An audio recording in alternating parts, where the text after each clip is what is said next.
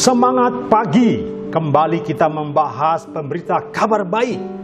Judul yang diberikan pada hari ini bicara tentang harus kita beritakan.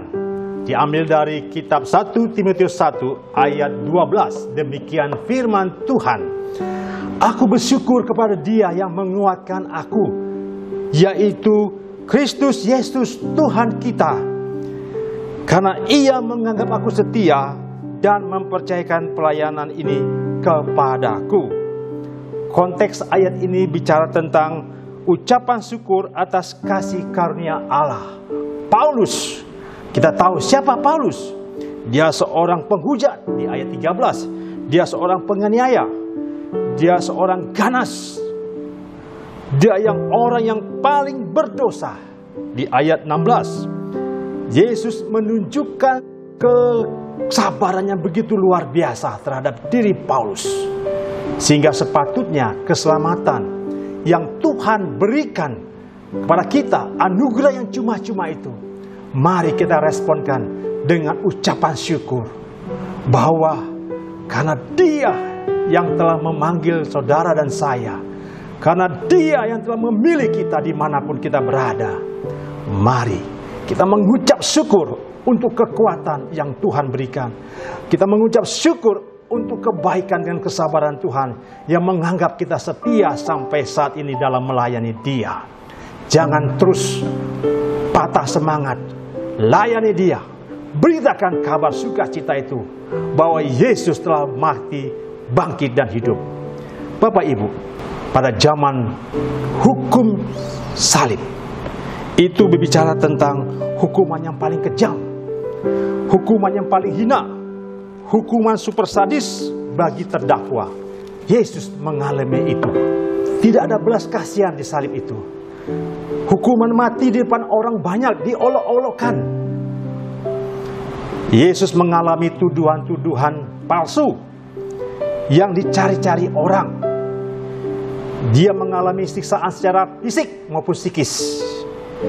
Kaki dan tangannya dipaku di kayu salib dan diabaikan oleh banyak orang.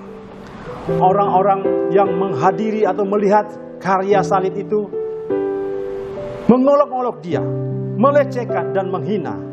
Dan para imam serta ahli Taurat mengejek Dia yang mau merubuhkan bait suci dan mau membangunnya kembali dalam 3 hari. Hei, selamatkan dirimu.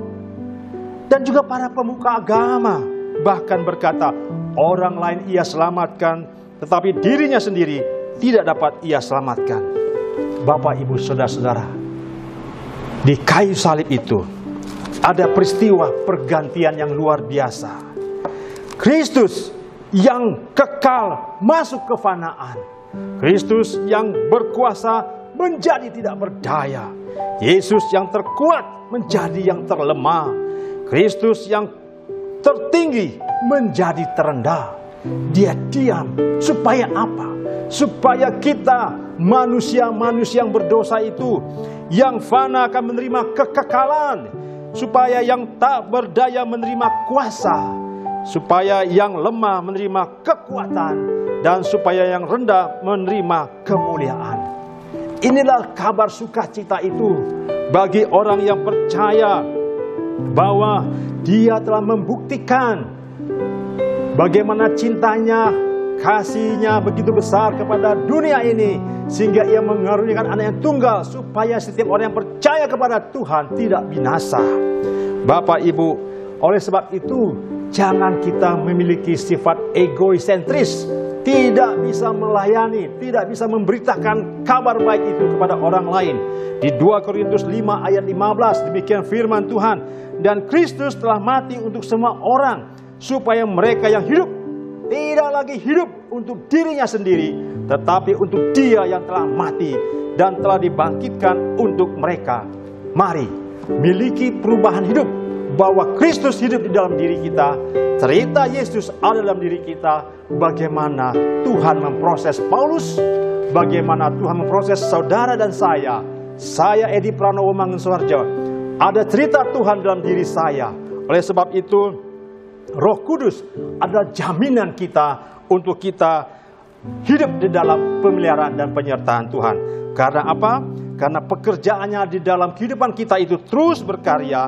Dia akan mengingatkan kita, dia akan menghisapkan akan dosa-dosa kita, dia akan mengendalikan kita dari perilaku egoistis, dan dia mendorong kita dalam menghadapi kondisi kesehatan, baik itu kesakitan atau penderitaan. Percaya kepada Allah. Maka berita kabar sukacita ini harus kita deklarasikan. Tanda terima kasih kita untuk menghayati kematiannya adalah menyatakan hidup ini untuk menjadi alat bagi kemuliaan Tuhan. Kiranya kasih karya Kristus yang mulia selalu ada dalam kita untuk kita menjadi saksi-saksi Kristus. Tuhan Yesus memberkati.